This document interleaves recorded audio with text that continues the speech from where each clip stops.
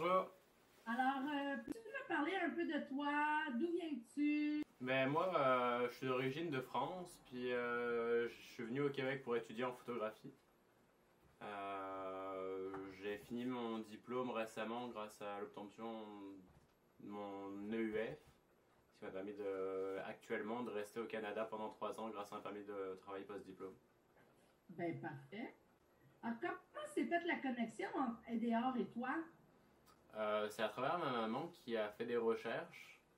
Elle recherchait une solution pour résoudre mon problème que j'avais, ma difficulté en français qui me pénalisait pour l'obtention de mon diplôme. Et qu'en recherchant une solution, puis en essayant de mieux comprendre ma problématique avec le français, on a atteint un EDOR. OK. Et pourquoi c'était si important pour toi que tu réussisses? Ben, l'importance pour moi, c'était vraiment d'obtenir mon EUF afin d'obtenir ma résidence post-diplôme parce que j'aspire à être résident permanent québécois. Alors c'était vraiment un élément clé pour ma résidence permanente. OK, excellent. Peux-tu me parler du fonctionnement des rencontres que tu as eues avec ton orthopédagogue, Ben, qui est moi dans le fond, et la fréquence, puis qu'est-ce qui se passait pendant ces rencontres-là? ben dans le fond, on avait des rencontres 2 fois par semaine en vidéoconférence pour vraiment cibler mes difficultés. Puis à partir de ces difficultés qu'on arrivait à cibler ensemble avec l'orthopédagogue, on pouvait vraiment aller travailler en détail avec des travaux pratiques, mais vraiment toujours dans la vidéoconférence avec un petit peu de travail à côté. Mais c'était vraiment plus ciblé sur de la répétition ou aller découvrir des lacunes puis vraiment les résoudre. Puis c'est vraiment ça qui m'impressionnait parce que on arrivait vraiment à résoudre les problèmes assez vite. OK. Lors de ces rencontres-là, ton orthopédagogue a découvert que tu avais, dans le fond, elle suspectait que tu avais un trouble du langage écrit. Oui. Donc, qu'est-ce qui s'est passé? Mais dans le fond, à travers les rencontres, on a découvert en tout cas, on a une suspicion de dyslexie avec l'orthopédagogue. Puis du coup, je suis allé consulter vraiment une personne adaptée pour diagnostiquer mon statut. Puis justement, grâce à ce diagnostic, on a pu avoir, en tout cas, j'ai pu accéder à un service adapté au niveau du cégep puis réussir mon EUF grâce à cette aide adaptée.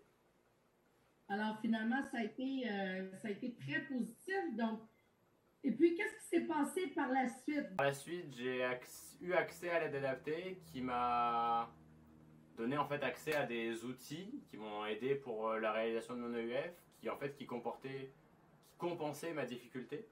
Puis cette difficulté compensée m'a donné accès rapidement à l'obtention de mon EUF, qui m'a donné l'accès justement à encore beaucoup de choses qui permettent de rester actuellement au Canada.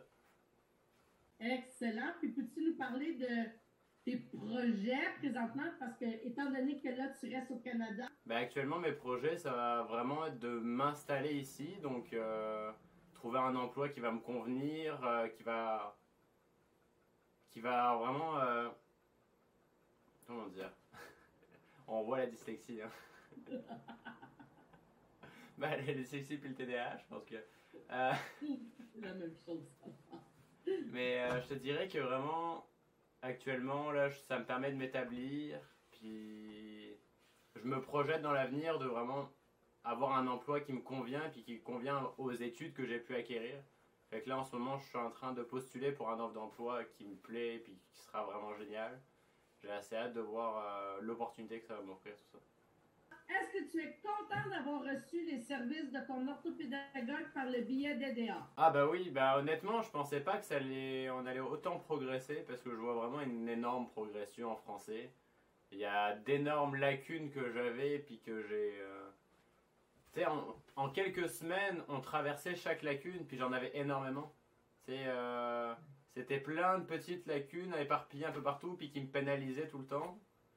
Puis semaine par semaine, on annulait comme si j'avais plein de checks, là, ben, à chaque fois on en cochait un.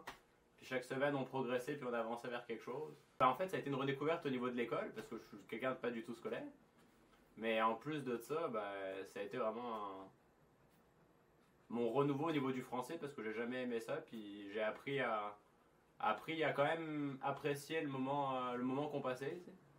J'ai acquis beaucoup de connaissances, puis j'ai caché beaucoup de lacunes. Puis en plus, ça m'a permis d'acquérir mon EF. Là. C'était vraiment le